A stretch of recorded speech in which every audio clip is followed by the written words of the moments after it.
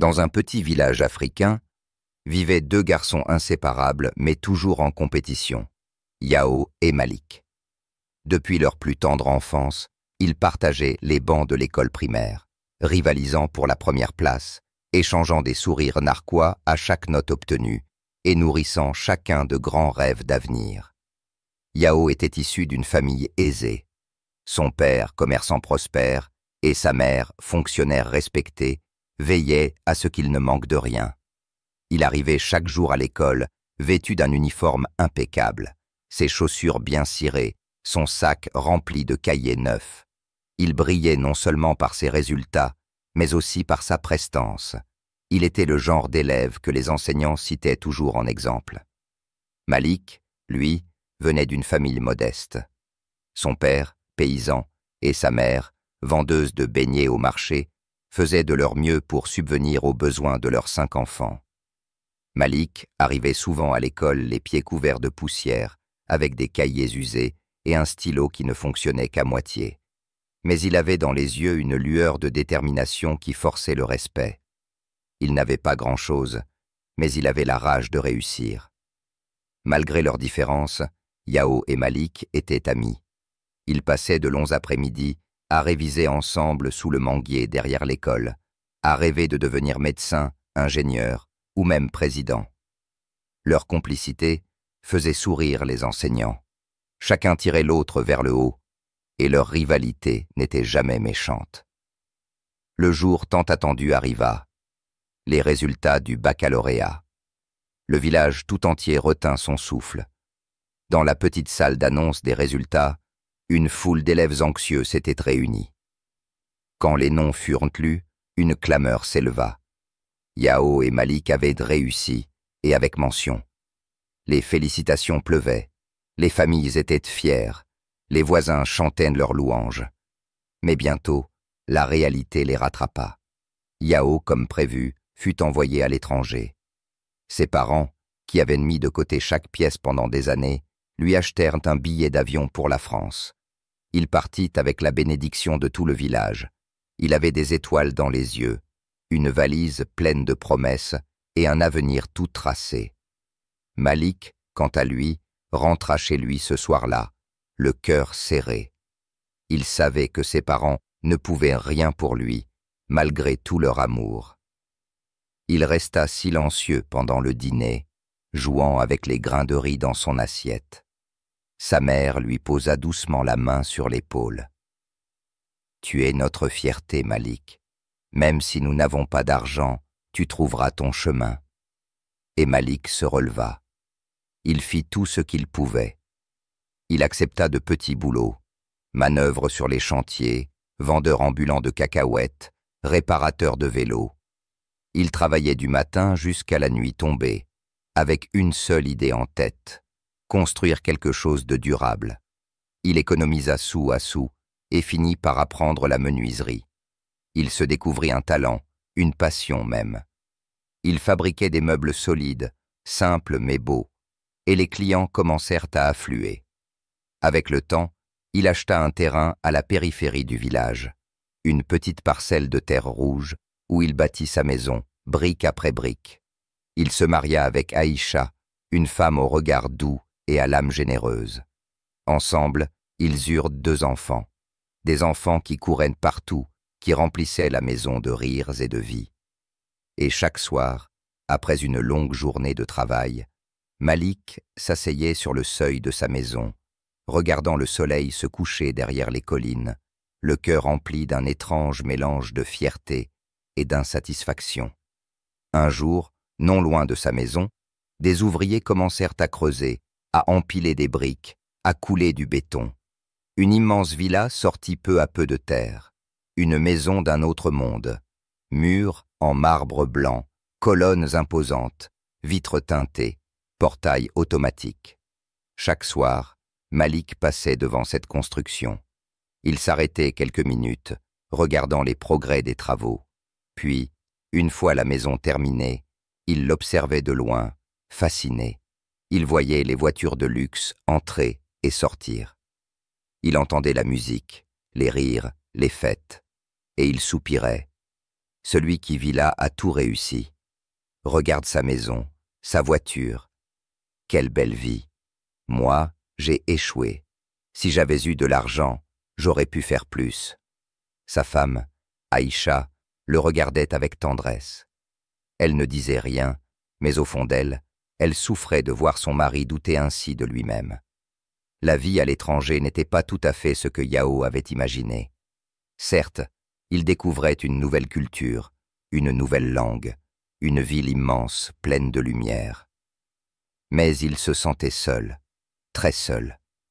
Dans son petit studio d'étudiant, entre 4 murs froids, il passait ses soirées à étudier, manger des pâtes et parfois pleurer. Ses études étaient exigeantes. Il avait de bons résultats, mais rien n'était facile. Il ne comprenait pas toujours les expressions de ses professeurs. Il peinait à se faire des amis. Lorsqu'il appelait ses parents au pays, il mentait. « Tout va bien, maman. Je travaille beaucoup, mais je m'en sors. » La vérité, c'est qu'il rêvait parfois de rentrer, mais il se sentait prisonnier de l'attente de ceux qui comptaient sur lui. Il devait réussir. Il n'avait pas le droit d'échouer. Les années passèrent. Il obtint ses diplômes. Il travailla dans de grandes entreprises. Il gravit les échelons, gagna bien sa vie. Il rencontra une femme lors d'un cocktail professionnel, belle, élégante, mais distante. Ils se marièrent rapidement, comme pour cocher une case. Et un jour, il décida de rentrer. Il avait amassé une fortune. Il voulait investir au pays. Il voulait montrer au village qu'il avait réussi. La villa fut bâtie en quelques mois. Il engagea des architectes, des décorateurs. Il voulait que tout soit parfait. Quand il emménagea, il organisa une grande fête. Le village entier fut invité. Les enfants dansaient, les adultes applaudissaient. Malik était là, dans un coin, silencieux, observant. Il ne savait pas encore qui était le propriétaire. Il ne savait pas que derrière ce luxe se cachait un visage familier. Et tous les soirs, depuis sa petite maison, il regardait cette villa avec une pointe d'amertume. Il enviait cette richesse apparente. Il pensait à tout ce qu'il n'avait pas, sans savoir que de l'autre côté du mur, un homme riche mais seul regardait sa maison à lui, sa femme qui l'embrassait sur le front, ses enfants qui jouaient dans la cour, et se disait « Quel bonheur ce doit être de vivre comme lui !» 2 ans après l'arrivée de Yao, alors qu'il rentrait d'une soirée tardive en voiture, fatigué, distrait, il perdit le contrôle de son véhicule. L'accident fut violent. Il fut transporté d'urgence à l'hôpital de la ville la plus proche, inconscient, avec plusieurs côtes fracturées et une jambe brisée. La nouvelle se répandit comme une traînée de poudre dans le village. Malik l'apprit par un voisin qui avait travaillé sur le chantier de la villa. Il fut choqué. Yao, c'était donc lui, son ancien rival, son ami d'enfance. Malgré les années, malgré la distance qui s'était installée, Malik ressentit un pincement au cœur. Il demanda à sa femme de garder les enfants et prit la route pour l'hôpital. Lorsqu'il entra dans la chambre, Yao était réveillé, affaibli, entouré de machines. Il tourna lentement la tête vers Malik. Un silence lourd s'installa, rempli de souvenirs, de regards partagés, de rêves oubliés.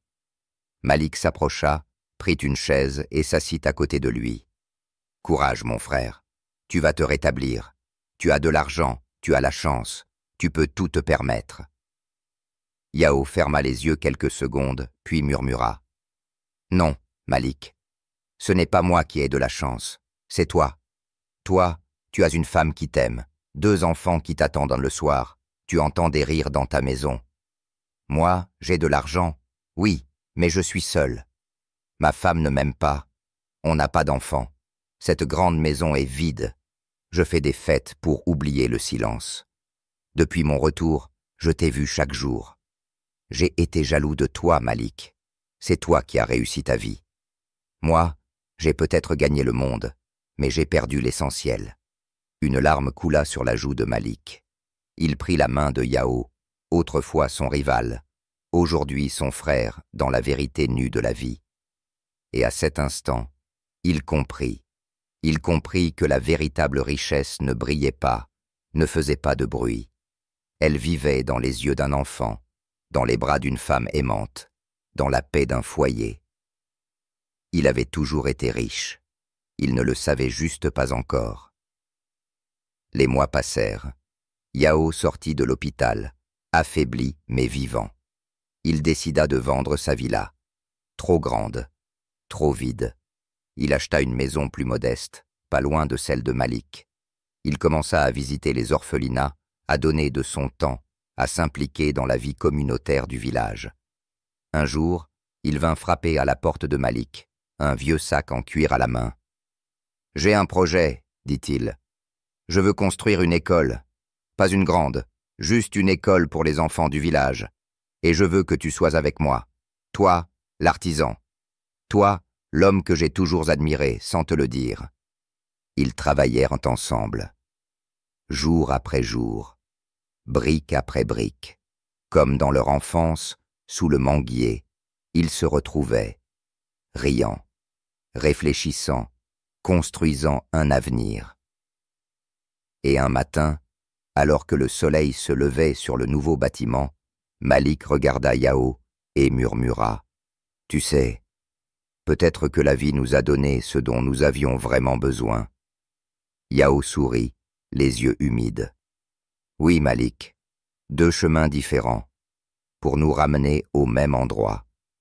Car la plus grande des réussites n'est pas celle que l'on expose, mais celle que l'on ressent profondément au fond de soi. » Si cette histoire vous a touché, inspiré ou simplement plu, abonnez-vous à la chaîne pour ne pas manquer les prochaines histoires émouvantes comme celle-ci. Likez la vidéo pour soutenir notre travail et nous encourager à en créer d'autres. Laissez un commentaire. Dites-nous ce que vous en avez pensé ou partagez votre propre expérience. Et surtout, partagez autour de vous. Cette histoire peut éclairer quelqu'un d'autre. Merci pour votre soutien.